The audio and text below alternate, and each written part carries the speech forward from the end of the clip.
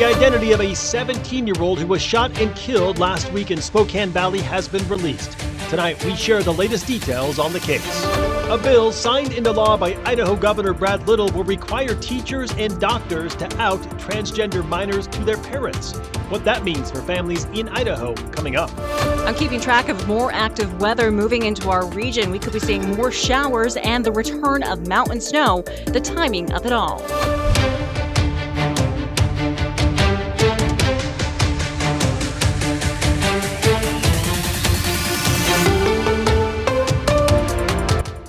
Good evening and thank you for joining us for KREM 2 News at 5 tonight. I'm Mark Hanrahan. Tonight we now know the identity of the 17-year-old shot and killed in Spokane Valley. Carter Cochran died Wednesday night. That shooting happened at 16th Avenue near South Union Road. Today, KREM 2's Regan Gallo spoke with family and friends.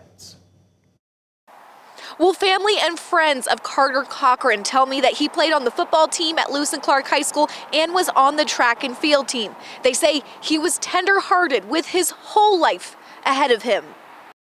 Carter's grandmother, Kim Carroll, spoke to me over the phone today. She says Carter was full of life, jokes, and had a large group of friends. She told me 40 to 50 of Carter's friends visited her at her home yesterday, where they shared stories and memories of Carter. Today, his jersey was found sitting on his seat in school. We received this photo from a close friend.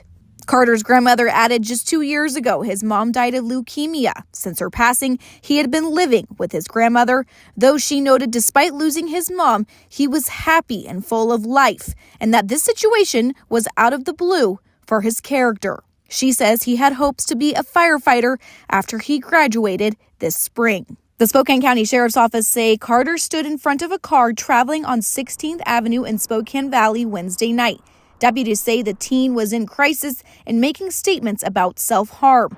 Investigators say he got into the car with 3 people inside. He was later forced out by the driver. A confrontation followed outside the vehicle. Officials say the incident escalated, and shortly after, the armed driver then shot Carter. Spokane Public Schools also told us today they do have counselors and support staff available for students this week. They also stated, "We encourage families to check in with their children and be mindful of any signs of emotional distress. Creating space for open conversation and offering reassurance can make a significant difference as students process." Now, Kim Carroll, Carter's grandmother, says she is arranging a service to honor Carter's life. She says she expects the service to be sometime before the end of the month. I'm reporting in Spokane Valley. Regan Gallo, KREM 2 News. All right, let's take a quick break from the headlines to get our first check at the forecast at 5 o'clock with meteorologist Cody Proctor, joining us from a windy outdoor weather center tonight. Cody? No kidding. The wind just started to pick up within the last few seconds as I walked over from hiding behind the wall over there, because while it was breezy, it wasn't too bad until I stepped out here, and definitely feeling the breeze right now at this very moment as we take a look outside. We're at 58 degrees over at the Spokane Airport. Also at the airport, seeing those winds coming out of the southwest at 23 miles per hour for us. So keeping a close eye on that right here. Around our area, we're mostly tracking those temperatures in the 40s to 60s at this time. Looks like Sandpoint is still seeing some of those scattered showers moving through right now. Other places are relatively dry at this moment. The last 3 hours, this is where we've been seeing some of those rain showers tracking through. And you can see that also brought with it some lightning strikes throughout our area. That fits in line with our convective outlook that we had for today for that chance for thunderstorms. Currently at this very moment, this is where we're seeing some of our heaviest precipitation at this time.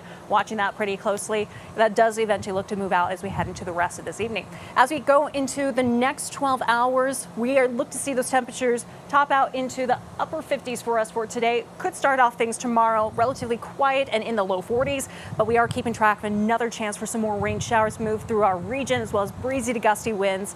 More on this active weather that I'm keeping track of is coming up and your full forecast. Sounds good, Cody. We'll check back in with you later in the show tonight. The Idaho Department of Fish and Game is investigating tonight after 2 elk were illegally killed at Farragut State Park in Kootenai County. Idaho Fish and Game says a cow elk and a calf were found shot and partially removed near Highway 54, less than a half a mile from the visitor center. Officials believe the killings happened overnight and note that elk hunting is not allowed in the park with no open season right now. So anyone with any information is urged to call the Citizens Against Poaching hotline. You can find that number on KREM.com. Spokane Valley detectives asking for your help tonight identifying a suspect in an armed robbery at a Chevron gas station on North Pines Road and East Maxwell Avenue. Deputies say on April 10th, the man armed with a knife demanded money and then ran off. Canine units searched that area but did not find him. The suspect is described as being light-skinned, black or possibly Hispanic male, about 5'8" at 6 feet tall, wearing a face covering and gray clothing. Detectives are urging anyone with surveillance video from that area, again, April 10th between 4:30 and 5 a.m. to come forward with that number right there at the bottom of your screen. We have now learned the cause of death of the woman found dead in a Sprague backyard last month. According to the Lincoln County Sheriff's Office, 26-year-old Aspen Valdez died of hypothermia in the setting of methamphetamine intoxication. Before her disappearance, the sheriff's office said that Valdez got out of her family's car in Sprague, saying that she wanted to go to Spokane instead of back home to Yakima. Her body was found in a Sprague yard on March 3rd, 5 days after she was reported missing. The Spokane Fire Department still looking for the person who fell into the Spokane River yesterday. Our crew was there as they were searching. SFD says at around 6:20 p.m., several people downtown saw someone roll into the river. First responders searched that river between the Osprey restaurant and the convention center, but did not find the person. A bill signed into law by Governor Brad Little will require teachers and doctors to out transgender minors to their parents. If they don't, they could face lawsuits. The act prohibits covered entities from assisting with a child's social or medical gender transition without parental knowledge and written consent. Schools must notify parents within 72 hours if a student asks to use a different pronoun or names, access bathrooms or locker rooms designated for the opposite sex, or participate on sex-segregated athletic teams. The bill also bars medical and mental health providers from assisting minors in obtaining gender transition procedures.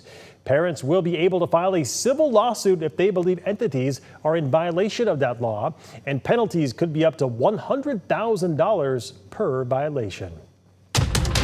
All right, coming up in the next 3 minutes tonight, 80 residents and 3 businesses in Pacific now suing the King County Flood Control District after devastating flooding forced mass evacuations last December. The reason for the lawsuit and what they hope to gain coming up.